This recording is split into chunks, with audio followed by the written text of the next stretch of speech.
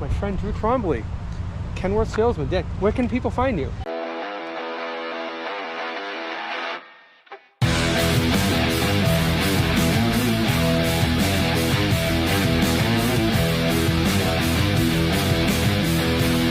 Boston Trucker here. Welcome to my channel. I hope you enjoy it. This is the guy that built my truck. Smithfield, Rhode Island, at the best Kenworth dealership in Rhode Island. Yeah, why is it so good? Because it's the only one. And what are they doing over there? What are you guys building trucks, ordering trucks? We're doing it all. Yeah. Got service parts. Got some of the best pricing on parts in the state. Okay. Even out of the state. Are people buying trucks right now? Absolutely. Yeah. Yeah, we're getting. What's the most popular Kenworth you've been selling? 880s. Yeah. Got a lot of interest in the 900s that we've got. We got a handful of 990s or 900s that are the last year of production. So we've got those in standard cab with the flat windshields. We've got them in the extended cabs. We've got some of the legacy ones. Okay. So legacy ones. yeah. Yeah, those are pretty cool. They are. And then that's it. Is Kenworth coming up with a new model? That's what they say. They haven't told us what they are. But my guess is a 990 with air cleaners. That's my guess. Well, I'm thinking it's going to be deemed the W980. It's gonna have 980. the 880 cab, or the rest of the same cab as the rest of the models. Yeah. But with the 900 hood. But they have not. That's interesting. Talked about that yet. That kind of sounds like Peterbilt 589 situation. Pretty much exactly what Peterbilt did. Yeah. I think we're still running the legacy engine on the 900s. Yeah. So I suppose it makes sense just to build the standard cab and just retrofit them for each customer, and it's all one cab for every truck and a different hood. Our medium duty and our heavy duty are the same cab, and all the Peterbilts are the same cab. It's, you know, it's definitely done for the benefit of the stock owners. Yeah, and we're one fit for everything. I mean, we're all broken up about the 900 going away. That does suck, but I don't know. It's the future, I guess. And well, the wiring of that engine, the legacy engine, just doesn't work with the new cab. Yeah. And that's the reason that they're still running that. Yeah. And then Cummins isn't going to make that engine any longer. Okay. Once they go to the 27 engine, so. Okay. So now new administration says we're getting rid of DEF, so no more DEF trucks. Yeah, I don't believe that. Why not? I don't think DEF's going away. No. They're just not going to prosecute people that decide to take it off. Okay. I think that's the only difference. That's good now, but if another administration comes in, they could go take it backwards. So absolutely, you're kind of like stuck. And the engine manufacturers have put so much time and effort and money into building a system that works and works better than it has. Every iteration of it has gotten a little bit better and a little bit better. Still, you know, probably the bane of everybody's existence, but it is has advanced so far at this point. There's going to be some point where, well, I guess we're at that point where they're like, we're not going back. We'll keep going even if the government doesn't tell us to do that, because we already paid for it.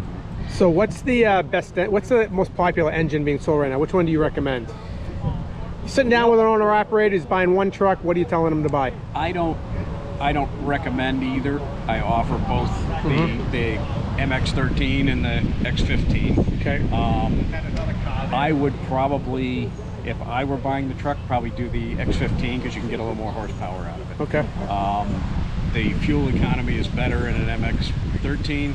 I know a lot of people they had one and they say, oh geez, I'll never get another one of those because they bought it back in the early teens and they sucked, and we know they sucked. Everybody sucked. Yeah. Our proprietary engine's no different than Volvo's, no different than the Detroit. It's a European engine brought over here and made into our proprietary one. What's going on with transmissions these days? Is everybody going automatic? A lot of Allisons. We're going to probably run into some issues with Cummins engines being available coming up. So back to the engine piece. Cummins is running into some restraints because they're changing over to the 27 engine. Okay. Who knows what's going to happen at that point, Okay. and whether they'll be able to keep up with the demand. Okay. With the Allison may run shortages as well. I don't know if there's anything they're changing for next year. I just had Let's step over here. It's quieter. I just had a meeting with a gentleman from Eaton the other day, and talking about the automated transmission. Yeah. He talked Is that about, different than an automatic transmission? It is. It's an 18-speed, a 12 or an 18-speed, and programmed to basically do all the shifting itself. The neat things that he talked about in the programming that they can do, some of which I didn't realize. There's like 2 programs that you can do. If you push the stock forward, it when it's going down a hill, it'll control the shifting. Yep. It reads the road ahead and will not downshift at the bottom of a hill as you're getting ready to go up the other one, so it keeps that power built up. Yeah. Things that you would do if you were running an 18-speed. Initially, when you get Almost in sounds like AI. it's very intuitive. Yeah.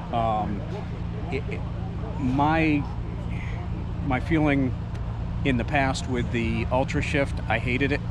It was too lurchy and stuff. This is a lot more refined and knowledgeable about where you want to be in the gearing, and ends up pretty much thinking ahead of where you're going to shift when you have a stick there. But right. Are people still buying manuals? Are they still available? Are they going to be available in the future? The W900L is only available in an 18-speed. Okay.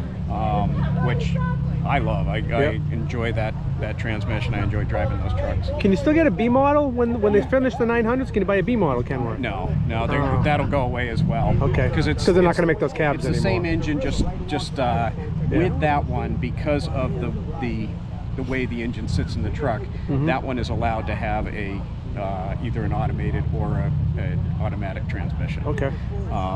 That's the only 900 that you can do that with. The W9L, just 18, and they're limiting a lot of the things. Like they took out navigation because the software didn't work with the new navigation that we have. So it's kind of a progression as they're trying to weed that truck out, obviously. But make it more selective of who's buying them right now too. Any thoughts on autonomous trucks? No. That's an answer. Or electric. We've had some electric. We've fortunately been able to get rid of the ones that we did order. I am not a fan of the technology. Yep. I think it has big limitations, and we just don't have a lot of people that want to put the investment into that. Yeah. It's an big expensive investment. investment into a new technology, not only for the truck but also to wire your facility. You need to limit where you're going. In the Northeast, it limits the distances you can get out of it. It's there's just, I think there's too much, and I don't see anything more green about it. It's the whole frame is covered in batteries. It's a whole lot of extra weight, so you're not carrying as much, and those batteries are going to sit in a landfill for hundreds of years, leaching into our water source. So it's just a different system that we're ruining, going forward. But I got 2 more questions for you. Why Kenworth? Why should people buy a Kenworth over a competitor? World's best, it says it in our ads. Besides that, great advertisement, which we all say, world's best. I say it too. Why Kenworths? It has a over 100-year legacy. Yep. As you know, driving yours, that truck holds together so nicely, runs down the road as smooth as a car. and we've had all this history and legacy behind us that has built a reputation that you expect, and that's what we do. Even with the new trucks that come out, they're trying to make them a little more car-like for the car-like drivers, but we still build that quality into it. How about those legacy Kenworths? Those are pretty cool. The paintwork. What do you think of those? I like them. Have you sold any? I've not sold any myself. We have sold some at our dealership, and we ordered a bunch for to run the year out since it's going away. Right. And so they are available. Get a lot of attention. A lot of times when I've had some at our Smithfield location, I've just left the hood open, and all the people come in and go, "What year is that one? It's got a tan engine in it." It's like, yeah, well, it does, but it says 27, believe it or not. And but the old style badging on it and everything is it's pretty neat. It's a great sales technique. Yeah, and instead of having the wood interior like yours has, it has like a marbling interior. It's pretty neat. It's little touches that you'd notice if you're a truck enthusiast. Yeah. So speaking of my truck, what do you remember about ordering my truck? We're actually going to keep that 900, so on rain days, Mike can drive that. Yeah. That way you just... Don't say that in front of these people. It's so exciting. Oh, like, clickbait. Clickbait. Clickbait. That should be the video. We're keeping the 900. Yeah. You know how many people have written to me already? Yeah. How much? What are the specs? I'm like, calm down. Drew's going to take it on trade. We're going to go look at it right now. We don't do that. Get the new one, right? No trade, really? No? Yeah, but that truck's got some history to it. And like, you know, we've always wanted, we've been saying we're going to redo this for the past 10 years. Since I've been here. Yeah. Day one. It's going out for paint. It's going out for paint. This is the year. This is the year. I really thought this was the year. I did too. I did too. We made phone calls. We got quotes. We were right there. We were so close. Sitting far past quitting time with you and Anthony, and that was going fun. over every detail that we possibly could 2 and 3 times to make sure we got what we wanted. Is that not normal? It's what I do. It's it was a good time, and we made sure we got it right. We did, and we built a good friendship over it. Hey, we made it to Kenworth in Renton. How you doing? Hey, How are you? Quinn. I'm the Kenworth factory rep. Nice to meet you, Quinn. you. Thank you for bringing us around. Hood. Michael, look at the hood. I know, look at that. Looks like a, what's that, a T600? Yeah. It's a wide hood. All right, you guys ready to go inside? It's a Packard MX-13.